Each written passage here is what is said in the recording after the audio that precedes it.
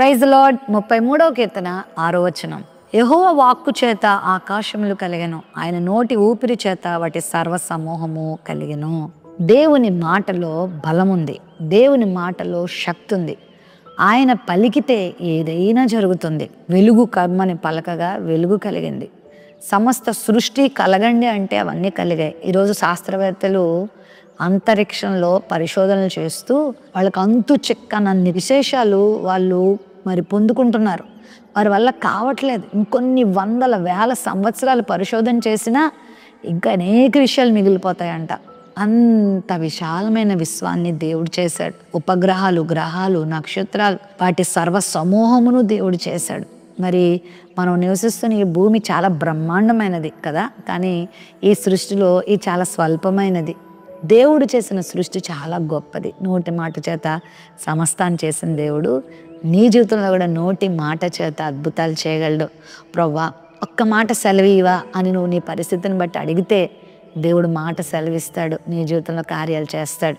లేచి నీ పరుపెత్తుకుని నడువు అంటే ఎన్నో ఏండ్ల నుండి పడున్న వాళ్ళు లేచారు. లాజరు బయటికి రా అంటే చచ్చిపోయినటువంటి లాజరు బయటకు వచ్చాడు.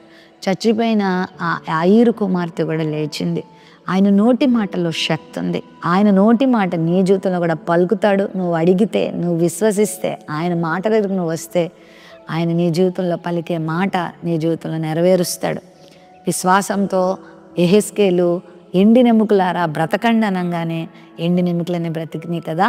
మరి మహా సమూహంగా మనుషులుగా తయారైపోయారు వాళ్ళందరూ కూడా. నీ జీవితంలో కూడా అలాంటి కార్యాలు జరిగిస్తాడు. పలుకు విశ్వాసంతో, ప్రభు నాకు ఈ కార్యం చేయబోతున్నాడు, ప్రభు గొప్పవాడు, ఆకాశములను సర్వ సమూహాన్ని కలిగజేసిన దేవుడు నా జీవితంలో ఈ కార్యం జరిగిస్తాడని విశ్వాసంతో నువ్వు పలికి గొప్ప కార్యాలు పొందుకో. ప్రేమ నమ్మకం కలిగిన మా తండ్రి, నీ మాటలో శక్తి ఉంది, నీ మాటలో స్వస్థత ఉంది, నీ మాటలో జీవం ఉంది, నీ మాటలో అద్భుతాలు ఉన్నాయి.